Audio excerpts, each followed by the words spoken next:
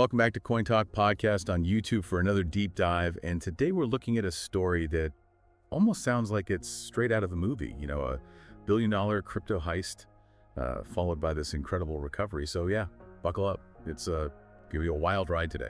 What really gets me about this case, though, is not even just the scale of the loss, but, the speed and the strategy that Bybit used to bounce back from this. It's really a unique look into just how crypto security is evolving and the, power dynamics at play in this space. Yeah, for sure. So let's kind of set the stage here for our viewers. Talking about Bybit, obviously a pretty major cryptocurrency exchange. And they got hit by a suspected North Korean hacker attack. And we're talking a loss of $1.4 billion worth of Ethereum. I mean, that's enough to make any crypto investor sweat, even the most seasoned ones. Oh, absolutely. I mean, a loss like that could have been catastrophic for a lot of platforms, especially in this crazy volatile crypto market. But you have to hand it to Bybit. I mean, their resilience is remarkable. They managed to recover all of the lost funds in just 2 days. 2 days. I mean, that is mind-boggling. So how did they pull this off? I mean, it seems almost impossible. Yeah. Well, our friends over at Look On Chain did some pretty impressive blockchain analysis. And it turns out Bybit used this multi-pronged approach to tap into different sources of liquidity. It's almost like a textbook example of how to handle a crisis like this in the crypto world. Yeah, so let's break down their strategy. First, they made some significant over-the-counter or OTC purchases of Ethereum. Basically, this means they brought huge amounts of ETH directly from other parties, bypassing the public exchanges. It's like this private, high-volume transaction that a lot of people prefer when you have to move really large sums of money quickly and discreetly. Oh, okay. So they basically went for the crypto equivalent of a backroom deal. Yeah, that makes sense, especially when you don't want to spook the market with massive buy orders. And Look On Chain's data actually shows that Bybit made 2 huge OTC purchases. One for 157,660 ETH, which is roughly $437.8 million. And then another one for 109,033 ETH, totaling about $304.1 million. Exactly, but that's not all. They also got some pretty substantial loans from some of the big players in the crypto world. We're talking whales institutions, even other exchanges like BitJit and MEXC, all of them willing to lend Bybit over $276 million. It's pretty interesting to me that even after a hack this big, that all these players still had enough faith in Bybit to lend them that much money. Do you think this speaks to Bybit's reputation in the industry? What do you think for our viewers on CoinTalk Podcast? Yeah, it definitely suggests a certain level of trust and confidence, especially with how quickly they were able to secure these loans. But it's also worth remembering that the crypto ecosystem is really interconnected. If a major exchange collapses, that can send shockwaves through the entire market. So it's possible that some of these loans we're also motivated by this desire to just, stabilize the whole market as much as faith in Bybit itself. Okay, that's a great point. It wasn't just about Bybit. It was about the health of the whole crypto ecosystem. Yeah. But loans and OTC purchases weren't the only thing that they did right. Right. We also saw some massive deposits coming in directly from individual investors, the whales, of the crypto world.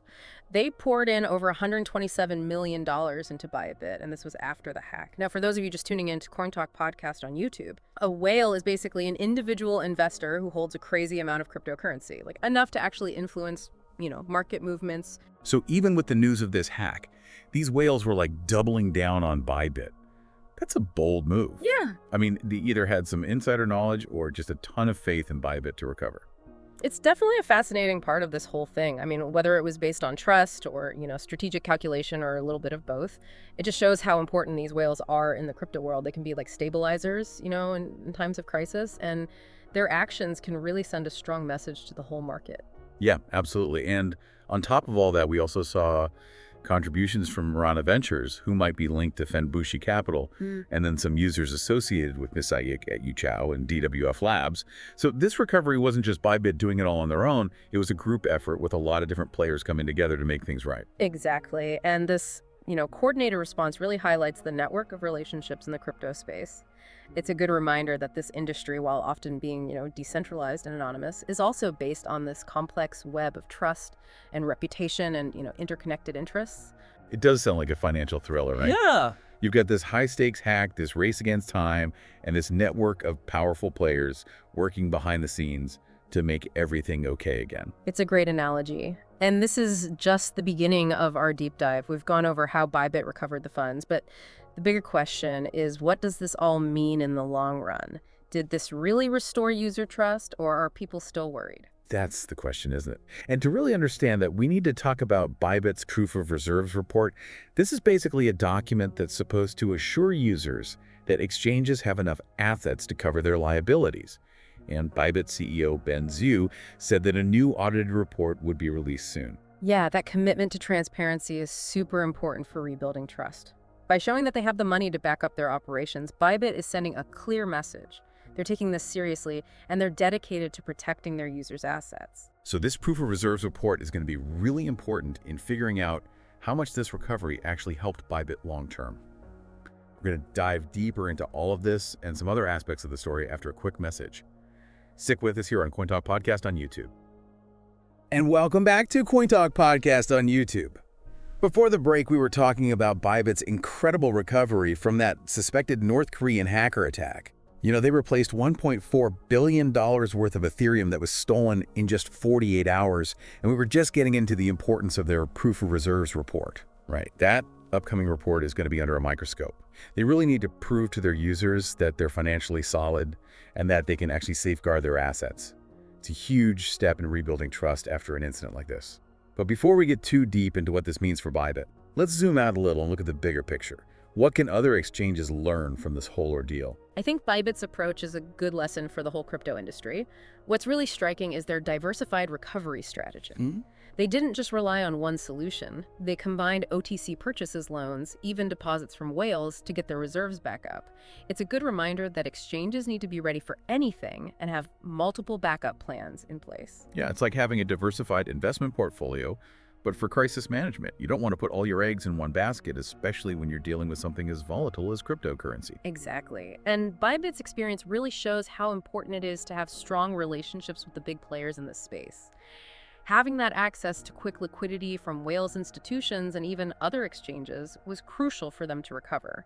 It's not just about having a lot of money, it's about having a solid network and being able to work together. Yeah, it's a good reminder that even though the crypto world can be super competitive, there's also a strong sense of community there. Like, everyone has this shared interest in making sure the whole market is stable. So for our viewers watching CoinTalk Podcast on YouTube right now, keep that in mind. When you're choosing an exchange, don't just look at the fees or the bells and whistles. Think about their network, their reputation, and how they've handled problems in the past. Those things can be a game changer when things go wrong. For sure. And while we're on the topic of security, we can't forget about that possible connection to the Lazarus Group. This is where things get a little unsettling. Oh yeah. Blockchain investigator Zach XBT actually found some on-chain links between the Bybit attack and another recent hack that happened on the Femex exchange. And this suggests that the Lazarus Group, this North Korean hacking group, might have been involved. Now, for those who aren't familiar with them, the Lazarus Group has a pretty long and disturbing history of cyber attacks. They've targeted financial institutions and cryptocurrency platforms. They've been linked to some of the biggest heists in recent years. And they're known for being able to move stolen funds through these complex networks. Yeah, they're pros. Yeah. So if they were involved in this, it adds a whole other layer to the Bybit hack. It raises some serious concerns about the potential for state-sponsored attacks and what that means for cryptocurrency in terms of geopolitics. This isn't just about one exchange's security anymore. It's about national security and international relations. It's like something out of a spy movie, with these shadowy figures and international intrigue all mixed up in the crypto world. It really shows that the crypto space isn't just this separate digital playground. It's deeply connected to global politics and power dynamics. Exactly. And because of this incident, we might see more scrutiny from regulators and law enforcement agencies around the world. We could see stricter anti-money laundering measures, better cybersecurity protocols, and more efforts to track down and prosecute these cybercriminals, especially the ones with alleged state backing. So even though Bybit was able to recover their funds and it seems like they avoided a disaster, this hack could have lasting effects on the whole crypto industry. It makes us think about those uncomfortable questions about how vulnerable even the most established platforms are and how cyber threats are constantly evolving. It's a wake-up call for sure. It's telling both exchanges and individual users that they need to be more careful and more proactive about security. And this brings us back to that Proof of Reserves report from Bybit. It's even more important now. Right. It's not just about proving they have the money to cover their liabilities anymore. It's about showing that they're committed to transparency, accountability, and taking care of their users' assets. This report is going to be analyzed very closely. And what it says will probably influence how the market views Bybit's long-term security. Definitely. This report is a chance for Bybit to reassure their users and rebuild that trust, not just in their platform, but in the whole crypto ecosystem. It's an opportunity for them to show that they're following security best practices and set a good example for other exchanges. So this is a big moment for Bybit and maybe even for the whole crypto industry. This hack, the recovery, and then this proof of reserves report, they're all connected. They're all part of this bigger story about how crypto security is changing. And this story isn't over yet. The questions this incident brought up will continue to shape the future of the industry. Like, how will exchanges adapt their security measures to deal with these increasingly sophisticated threats? What role will regulators play in all of this? And how can individual users navigate this complex and constantly changing world with confidence? Those are all questions we're going to explore more in the next segment. So stay tuned to CoinTalk Podcast on YouTube. We'll be right back after a short break. And we are back to CoinTalk Podcast here on YouTube, and we've been talking about this whole Bybit situation, this billion-dollar recovery. But let's shift gears a little bit now and talk about what it all means for the everyday crypto investor out there. Right. It's easy to get caught up in all the, technical stuff and the drama. But at the end of the day, this is about protecting your own money and navigating the crypto world safely. So let's break it down. What are the key takeaways from Bybit's experience? What are the lessons that every crypto investor watching CoinTalk Podcast right now needs to know?